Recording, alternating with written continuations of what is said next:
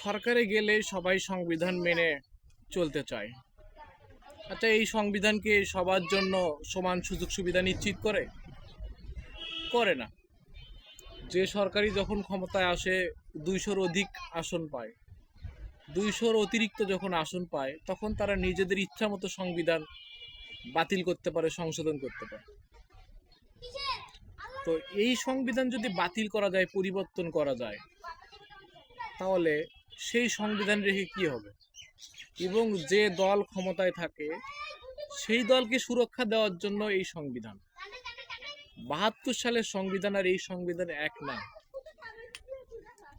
সংবিধানের মাত্র কয়েকটা কথা পরিবর্তন হয়েছে। এমন একটা আইন তৈরি করতে হবে, এমন একটা সংবিধান তৈরি করতে হবে, আজকে যারা দলীয়ভাবে সরকার গঠন করেছে এরা যদি আবার বিরোধী দলে যায়, তখন যেন আবারও তারা সরকার গঠন করতে পারে, নিজেদের মতামত প্রকাশ করতে পারে, দেশের মানুষের কথা বলতে পারে, গ্রেপ্তার ঢালাও গ্রেপ্তার না হয়, জবাবদিহিতা নিতে পারে, রাজপথ নামতে পারে। সেই সমস্ত আইন করা দরকার, যাতে করে বিরোধী দলে গেলে সুরক্ষা পাওয়া যায়। আওয়ামী লীগ 2042 সাল পর্যন্ত ক্ষমতায় থাকতে চাইছিল। আল্লাহর কি লীলা খেলা, 24 সালেই পতন হলো। বিএনপির অতীত ইতিহাস বলে তারা 5 বছরের বেশি কখনো ক্ষমতায় থাকতে পারে না। অনেকের মনে এই প্রশ্ন, 5 বছরের বেশি বিএনপি কেন ক্ষমতায় থাকতে পারে না?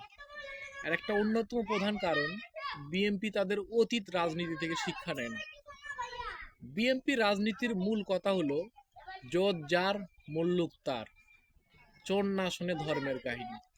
আপনি যত ভালো কথাই বলেন, নিয়ম নীতি কোনো কিছুর তোক্কা নেই, যা মনে করে তাই করে।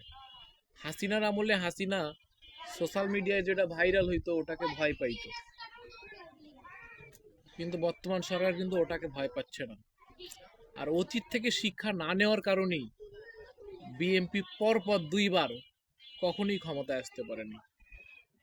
এবারও যদি তারা অতীত থেকে শিক্ষা না নেয়, তাহলে তারা তাদের মেয়াদ শেষ হওয়ার আগেই পতন হবে। কেন পতন হবে? মানুষ কথায় কথায় বলে যে বিএনপির পতন হবে 1 বছরের মাথায়, 2 বছরের মাথায়। কেন? বিএনপির অতীত রাজনীতি বলে তারা কখনোই তাদের পূর্ণ মেয়াদ সম্পূর্ণ করতে পারে না, শুধুমাত্র তাদের এই সাংবিধানিক দুর্বলতার কারণে। এই সংবিধান এমন একটা সংবিধান, যারা সরকার গঠন করবে, যারা ক্ষমতায় থাকবে, শুধুমাত্র তাদের জন্য, তাদের সুরক্ষার জন্য এই সংবিধানগুলো করা হয়। দেশের মানুষের, সাধারণ মানুষের নিরাপত্তার কথা চিন্তা করে না, গুটিময় মুষ্টি সমস্ত লোকেদের জন্য এই সংবিধান ভালো কাজ করে।